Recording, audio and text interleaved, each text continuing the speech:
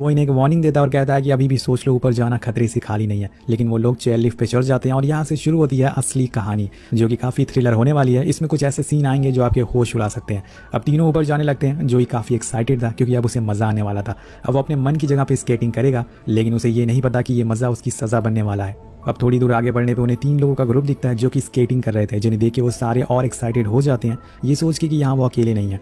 इधर नीचे उस आदमी के पास उसका एक दोस्त आता है और बताता है कि बॉस ने सारी छुट्टी कैंसिल कर दी है। जो भी यहाँ जॉब करता है तो वो गुस्सा हो जाता है क्योंकि कल उसने अपने भाई की बैचलर पार्टी में जाना था। अब वो फौरन अपने दोस्त को वहीं खड़ा करता है और भागकर बॉस के पास जाता है और जाते जाते बताता है कि 3 लोग ऊपर गए हैं, जब वो आ जाए तो चेयर लिफ्ट बंद कर देना। थोड़ी देर बाद अब वही ग्रुप के लोग नीचे आ जाते हैं जिन्हें जोई ने देखा था।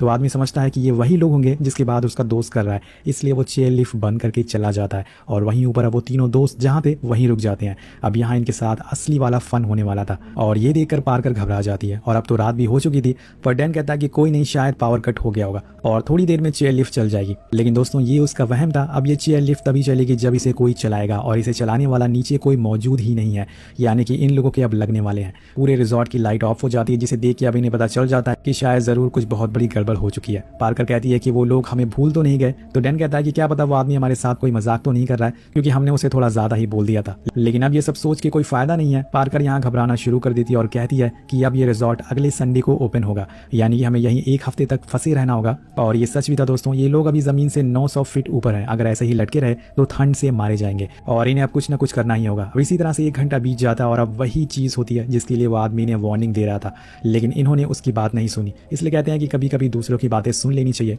यानी कि अब बर्फीला तूफान आ रहा है। एक तो पहले से टेम्परेचर माइनस में है, दूसरा ये ठंडी हवाएं जो सीधा इन लोगों की बॉडी पे लग रही थी, जिससे कि इनकी जान भी जा सकती है। तीनों ठंड के मारे कांप रहे थे, पर सबसे ज्यादा असर पार्कर को होता है। उसकी पूरी स्किन जलने लगती है ठंड की वजह से, क्योंकि वो ज्यादा ठंड बर्दाश्त नहीं कर सकती। पर ये तो अभी शुरुआत होती है, आगे तो इनके साथ बहुत ही बुरा होने वाला था, जो आपने सोचा तक नहीं होगा। और अब कुछ देर बाद तूफान बंद हो जाता है, लेकिन अब तीनों जम चुके थे। तभी इन्हें एक उम्मीद की किरण नजर आती है। ऊपर एक ट्रक आता है जिसका ड्राइवर अपने दोस्त को ऊपर लेने आया था और उसे देखकर ये तीनों तेज तेज चिल्लाने लगते हैं। पर ट्रक की इतनी तेज आवाज होती है कि वो सुन नहीं पाता और उसके जाते ही इनकी बची हुई उम्मीद तब टूट जाती है जब उसकी वॉकी टॉकी पे आवाज़ आती है कि मैं नीचे आ गया हूँ, तुम भी आ जाओ। जिसके बाद वो अपनी ट्रक लेके नीचे जाने लगता है। अब ये तीनों अपनी पूरी जान से आवाज़ लगाते हैं, पर ये 900 फीट की ऊंचाई पर है। यहाँ पर टट्टी भी करेंगे तो वो भी उड़ जाएगी, तो इनकी आवाज़ कहाँ से नीचे जाने वाली है। अब वो आदमी ट्रक लेके निकल जाता है और धीरे धीरे समय बीतने लगता है और ऐसे ही किसी के भरोसे बैठने से कुछ नहीं होने वाला था और इन्हें कुछ तो करना ही होगा। डैन ऐसा कहता है। वो नीचे जंप करने की सोच रहा था, पर जोई और पार्कर उसे मना करते हैं कि इतनी ऊंचाई से उसका पैर टूट सकता है। जोई कहता है कि हम सुबह तक वेट करते हैं, क्या पता कोई आ जाए।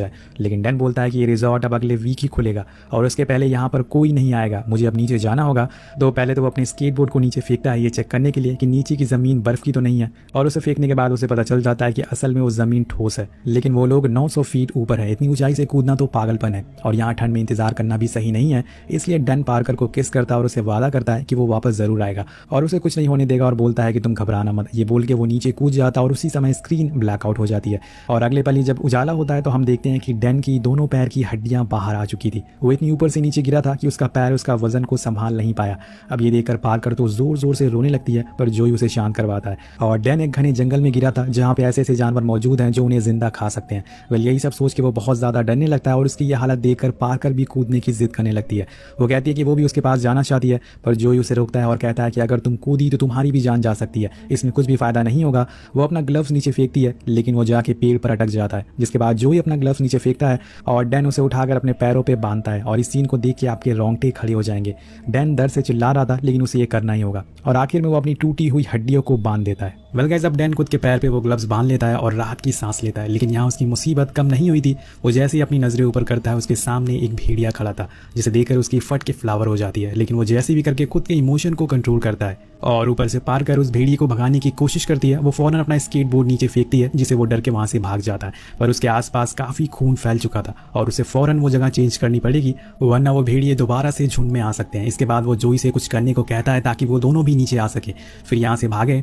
अब वो जोई को दूसरी साइड जाने को बोलता है केबल के सहारे, लेकिन ये इतना आसान नहीं था पूरी केबल पे बर्फ जमी हुई थी। वो अगर जरा सा भी स्लिप होता तो डैन की तरह नीचे गिर जाता और उसकी भी हड्डियां टूट जाती। इसलिए वो आराम आराम से केबल को पकड़ते हुए दूसरी साइड जाने लगता है।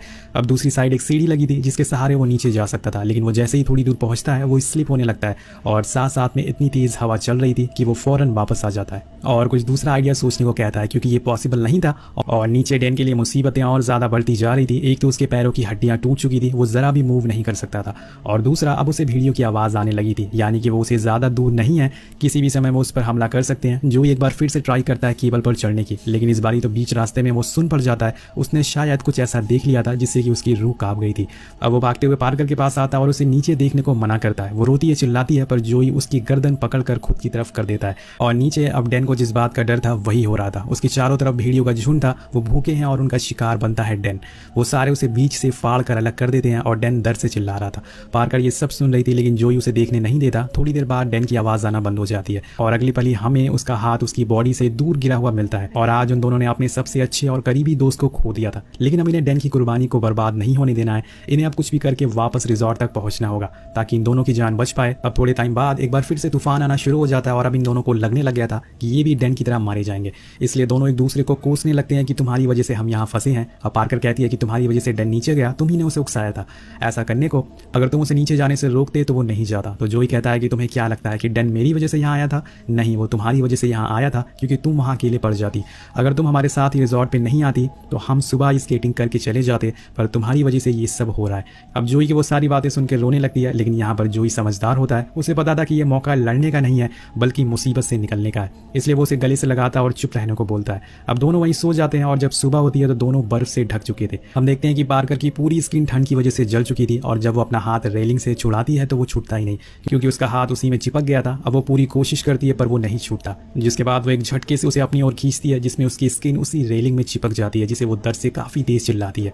वो दोनों ही मुसीबत में थे। अब रात में ठंड ने इन्हें सताया था और दिन में सूरज इन्हें सता रहा है। रात में जो डैन के साथ हुआ था वही सारी बातें सोचकर पार्कर और ज्यादा डरी हुई थी और जिसकी वजह से वो वहीं चेयर लिफ्ट पर टॉयलेट कर देती है और रोने लगती है।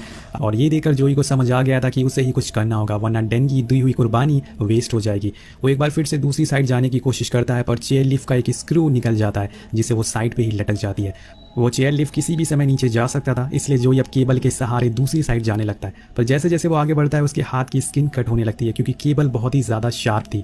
फिर भी अपने दोस्त के लिए इतना तो दर्द सहन कर ही सकता है। वो दूसरी केबल पे चला जाता है पर वो देखता है कि नीचे भेड़िए मंडरा रहे हैं। वो डैन की बॉडी के आसपास ही है और उसके बचे हुए हिस्से को खा रहे हैं। पर वो जंप करके एक पोल पे चला जाता है जिसमें नीचे जाने के लिए एक सीढ़ियाँ बनी हुई थी। वो सीढ़ियों के सहारे नीचे उतरने लगता है पर नीचे जाते ही उस पर एक भेड़िया हमला कर देता है, पर वो अपने स्केटबोर्ड से उसे मार के वहाँ से भगा देता है। और फिर वो पार्कर से कहता है कि मैं नीचे जाके हेल्प मांगता हूँ, तुम यहीं रहना, कहीं मत जाना, वैसे भी वो इतनी ऊपर से कहाँ जाएगी। ये बोल के वहाँ से चला जाता है पर हम देखते हैं कि उसके पीछे पीछे भेड़िए निकल चुके थे और देखते हैं कि वो वापस आ पाएगा या वो भी डैन की तरह मारा जाएगा। अगर वो नहीं आया तो पार्कर का क्या होगा ये आपको आगे पता चल जाएगा। अब समय बीतने लगता है और दोपहर से शाम हो जाती है, शाम से रात हो जाती है, पर जोई की कोई भी खबर नहीं थी। वो अभी तक नहीं आया था, जिस वजह से पार्कर को और ज़्यादा घबराहट होना शुरू हो जाती है। पहले तो उसके साथ जोई था, लेकिन अब वो बिल्कुल अकेले पड़ गई है। उसे कुछ भी समझ नहीं आ रहा है कि वो क्या करे। धीरे धीरे करके सुबह हो जाती है और अभी भी पार्कर उसी जगह पर बैठी है जहां वो 3 दिन पहले थी। अब उसे भी समझ आ गया था कि उसे कुछ करना ही होगा वरना वो ठंड से ही मारी जाएगी। उसे नीचे कूदना ही होगा, चाहे वो मर ही क्यों ना जाए, कम से कम उसे कोशिश तो करनी होगी। वो चेयर लिफ्ट से नीचे जाने के लिए लटकती है पर तभी स्क्रू ढीला हो जाता है और बस कुछ ही समय तक वो अटका हुआ था। वहीं पार्कर जैसे जैसे चेयर लिफ्ट टेढ़ी होती जा रही थी वो भी एक साइड पे झुकने लग गई थी और फिर अचानक से वो नीचे गिर जाती है, पर उसके पैर पे कोई भी चोट नहीं लगती क्योंकि इसकी जो टेक्निक थी गिरने की वो काफ़ी अच्छी थी। मतलब लड़की के पास दिमाग है दोस्तों। लेकिन इसी बीच वो चेयर लिफ्ट भी उसके ऊपर आकर गिर जाता है और उसके पैरों में काफ़ी चोट लग जाती है जिसकी वजह से उसका चलना मुश्किल हो गया था। अब वो रेंगते हुए आगे बढ़ती है और तभी उसके पास खून पड़ा हुआ दिखता है और तभी उसे डैन की बॉडी दिखती है जिसे भेड़ियों ने चीर दिया था। उसे पहचानना भी मुश्किल हो गया था और डैन को ऐसी हालत में देखकर वो बहुत ही ज़्यादा रोने लगती है, पर उसे बिना आवाज करे आगे बढ़ना होगा क्योंकि इसकी बॉडी के आसपास भेड़िए मौजूद थे। लेकिन वो ज्यादा देर चुप नहीं रह पाती। एक भेड़िया उसे देख लेता है, लेकिन वो इतना ज्यादा भूखा था कि उसकी तरफ ज्यादा गौर ही नहीं करता और इसी का फायदा उठा के पार्कर आगे निकल जाती है। अब वो आखिरकार जैसे तैसे करके वो रोड पे आ जाती है जहाँ उसे एक कार दिख जाती है और इसका ड्राइवर उसे देख लेता है और आखिर में इतनी मुश्किलों के बाद उसकी जान बच जाती है। यहाँ उसे डैन और जोई की कही हुई बात याद आती है कि हमें चाहे कुछ भी हो जाए तुम्हें जिंदा रहना होगा, और आखिर में ऐसा ही हुआ था। तीनों दोस्त में से एक ही दोस्त जिंदा रह पाती है, वो थी पार्कर। अब दोस्तों यहाँ पर जोई का क्या हुआ हमें बताया नहीं गया। इसका मतलब ये भी हो सकता है कि वो हमें नेक्स्ट पार्ट में देखने को मिले या फिर उसकी मौत हो गई हो सकता है कि भेड़ियों ने उसे भी मार डाला हो। और इसी के साथ ये कहानी